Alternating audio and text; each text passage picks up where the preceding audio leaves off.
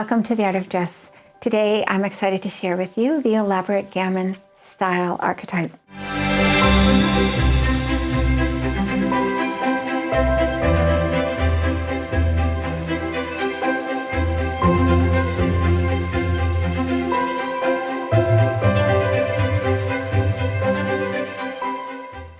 Here we see Anais Mali, really beautiful French model, and she is explaining to us right off the bat about the inspiration of the Elaborate Gamine Style through her coat. If you look closely, you're going to see that the coat has worked into its construction a division into 3 sections, the top, the middle, and the bottom. So the inspiration for the Elaborate Gamine is the number 3.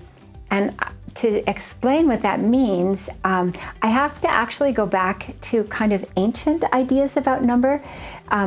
So in the ancient, like Pythagorean school, for example, the number 3 really reflected something new coming into the world. So this happens, of course, with families where you have 2 parents, and then when you have a child, now you have a family. But also generally, the saying is, behind every duality is a hidden trinity. And the trinity, the new thing, is something that's creative and something that uses a lot of imagination, perhaps, but it's also something brand new. So that's really what the Elaborate Gamine Style archetype is here to express. So the Elaborate Gamine, as expressed by Anais Mali, she frequently wears an outfit similar to this in her casual clothes. The top, the jacket, is usually pretty short, and then there's a sweater underneath maybe, or maybe it's a shirt that forms like the second part, the middle part, and then the pant. And using soft fabrics and using the rounded neckline, so many elements of her style. And then also she's accessorizing with a hat where the color is completely different from the rest of her outfit. So for Elaborate Gamine and all the other fabric styles, this is the principle of style that does not apply to them. So the use of accessories that don't match is actually just very chic and very amazing, whereas for someone else it might be like an eyesore almost, but for them it's fantastic. So the Elaborate Gamine focal point, again, right off the bat, starts off with something that's really unusual, because the focal point is always in the most pronounced part of the style, and in this case it's usually some kind of a middle division, often a peplum, as you see here. And so the peplum starts at the reflection of her focal point, which would be the bottom of the ribs, or a raised waist, and then it usually finishes either at or below the high hip, which is the focal point. And so then right off the bat you get this division into 3 of every silhouette. The line of the pant for the Elaborate Gamine opens out at the knee in a true bell bottom, and very soft. You can see that in this fabric, but I'm going to show it to you again later. And the line of the sleeve is reflected with a sort of an open bell sleeve that starts at the elbow. It doesn't mean that the shirt has to be really fitted beyond that, but it just means that the real opening out takes place at the elbow, and usually pulls in at the cuff so that you can actually do something with your clothes on. And then the neckline is a rounded neckline, and usually it's a more open neckline, but that provides maybe disadvantages in the winter. So this sweater shows you how the wide ribbing actually kind of visually extends this more close-fitting neckline and makes it more relaxed. But in addition to that, with this sweater, there's some kind of design going that might be maybe it's a hood, and it's pulling your eye open towards the outer part of the shoulder as well. And plus the way the coloration is with that light color on her left shoulder. Another thing that is interesting and cool about this sweater, it's very soft, it's very loosely knit, it's heavy, so it's all the things of the Elaborate Gamine fabric portfolio. But look at that, the major motif is the tiger, and the tiger is the middle part of the tiger's head is actually right at her high hip focal point. So the motif is actually dividing the sweater into the top, the middle, and then the bottom being the pant. Another way of looking at all of her focal points and her focal point and her silhouette is in this dress, because it combines everything in one, minus the sleeve. But you can imagine that the sleeve could certainly open out also into the wrist and then close off at the wrist. And then an opening out in the same way of the skirt. I guess this is like a mermaid, but it's a reflection of the bell bottom on the pant. So the same idea, but the whole thing, because the fabric is soft and drapey and somewhat heavy, everything kind of releases into this beautiful softness. The only thing I really should point out is that the peplum really belongs starting higher up. In this case, you can see where it really belongs, because look at the line of her body where the kind of curve is there. That's really where the peplum would most helpfully be. But there's a lot of flexibility for the Elaborate Gamine, and that makes the style even more creative and imaginative. Besides using a lot of texture and a lot of softness of fabric, the Elaborate Gamine also does really well with separates, as you see here. So what's happening here is that the motif of the pattern is strong on the top and strong on the bottom, and the center section is left completely blank, and that draws more attention to it, which is appropriate, because the focal point should always be in the strongest design element should be where the focal point is. And another thing that's happening here is that because this fabric looks like it's a little bit firmly woven, it doesn't have quite enough softness, so the restraint in the silhouette is necessary. But that V of the neckline, where it just opens out, is totally softened by the design element, the use of the braid at the shoulder, because it draws your eye open and really softens the whole look there. And the softening also takes place with a wide belt, because a wide expanse, a wide line is always softer than a fitted line, okay, which tends to make it more sharp in a way. So the openness is, in this case, really soft. And that's what the Elaborate Gamine is, really soft.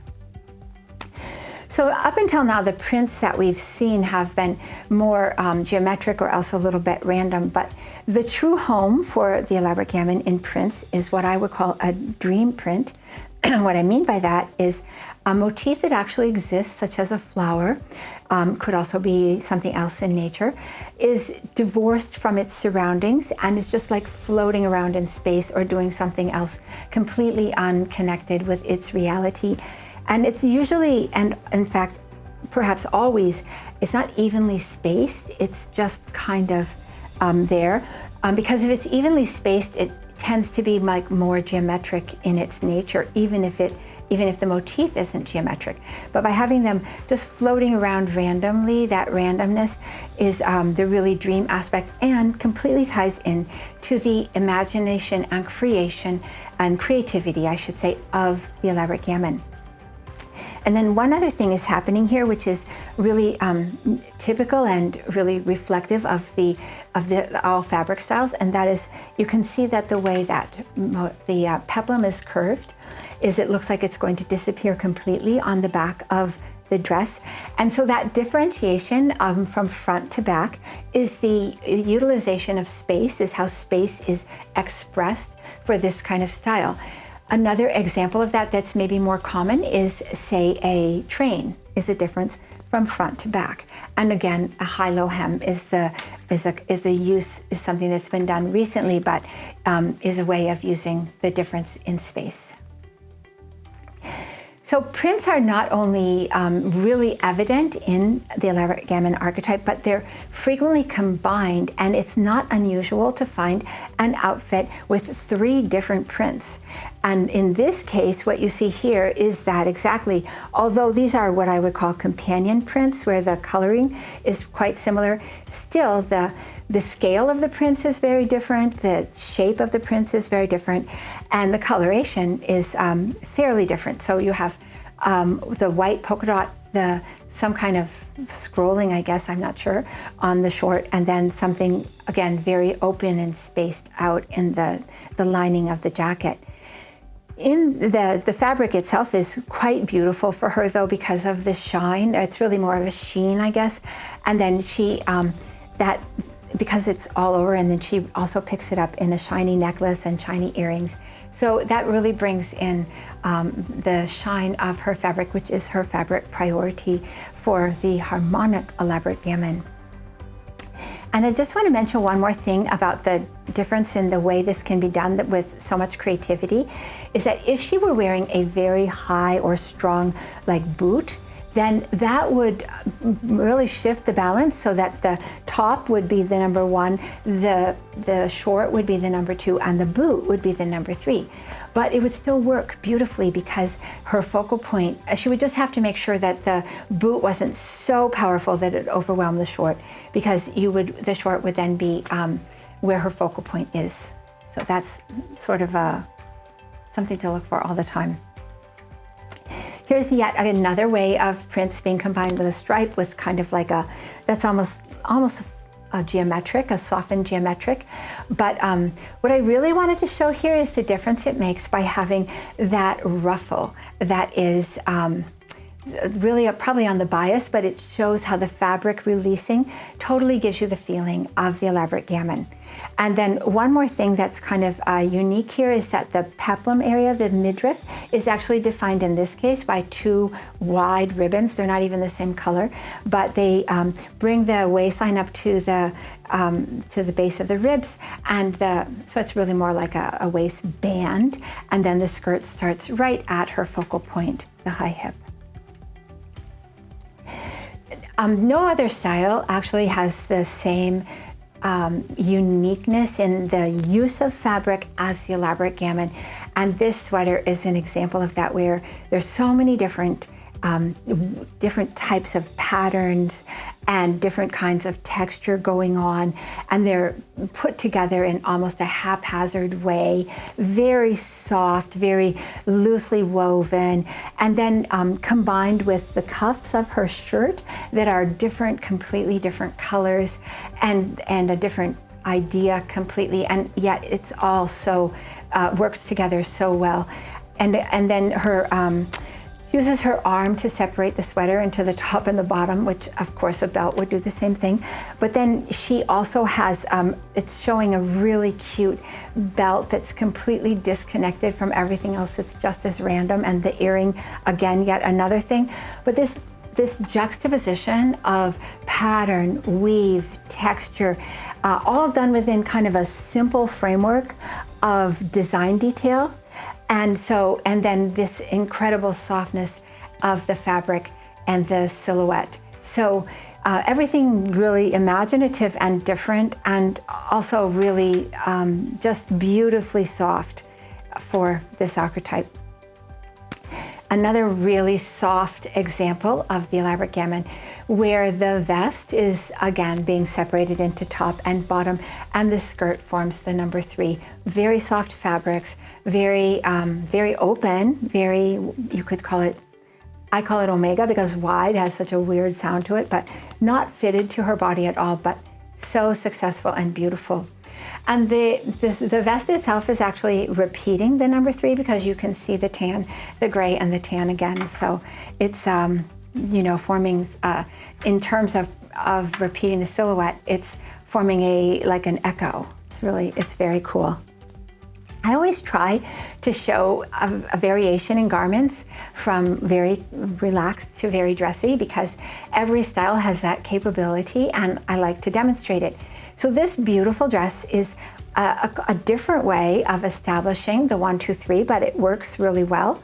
And in this case, what she has is a really soft neckline with a lot of beading that's going on. But if you notice something, the motifs of the beading, of like the collar, are not closely defined, not distinctly defined, and also not too tiny.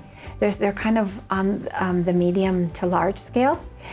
And then in addition to that, she has reflecting all of this shine up here. She has shine in the base of the skirt, the bottom part. And so these two sections really highlight the middle section where there isn't all that texture and beading, but you just have this kind of stripe. And then the radial stripes are also more closely spaced, which again increases the power of the midsection, which is where her primary focal point is. And there's a lot of texture worked into the dress and a lot of shine, which is especially appropriate for her, the harmonic elaborate gamine. And then in addition to that, she picks up the shine also in her earrings and in her bracelet. So the way that the air quality of the style is demonstrated here is that especially in the skirt, although partly in the top as well, things kind of just happen to trail away, sort of. They're not like clearly defined, especially in the skirt. But just to soften it even further, she pulls out some of the hair of her hairdo, so that it's of her styling, so that it's not too put together, and it kind of gives the idea of, being a bit windblown and a little bit relaxed.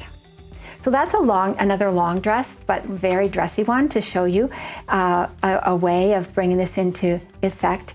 There's another example. This one does use the typical kind of peplum silhouette that is the best for the elaborate gamine. But it has some other things going on that are really working with the fabric that's available. This fabric is a little bit stiff. So an open silhouette, an omega silhouette is not going to work as well. So the silhouette is contracted, but the 1, 2, 3 is clearly evident in the way that the pieces are put together with the inner peplum. But then the color is a repetition of this. But it's so interesting because look how the color doesn't exactly match the line. So you have the gold on top, and then the red kind of starts up before the peplum. And then the red continues onto the peplum, but then the gold from the skirt bleeds onto the peplum. So this enhances the air quality of her outfit. And it's all variegated, it's not distinct divisions. And then in terms of the fabric, and then the coloration. And then another thing that she has happening here that makes it also so in its air quality is, look at how those gold ornaments stick up into the neckline quite randomly. It's not rhythmic at all, it's just unexpected. And then, but like imaginative. And then the same thing with the hem, the way those gold pieces kind of stick out, and it's not really even a finished hem, it's very unfinished. So all of this is the supportive of her air quality in the elaborate gamine, and yet it's a really dressy short dress that is like so successful for her. Very cute. So thank you very much for coming. It is a pleasure to share this with you. I'd also like to invite you to my website, theartofdress.com, and you can learn generally about the art of dress. There's a lot of interesting and surprising things, but you can also find out about yourself. There's a quiz, and you can investigate your own style, your own artistry, and your own coloring. So hope to see you again soon, and take care, and thank you for coming.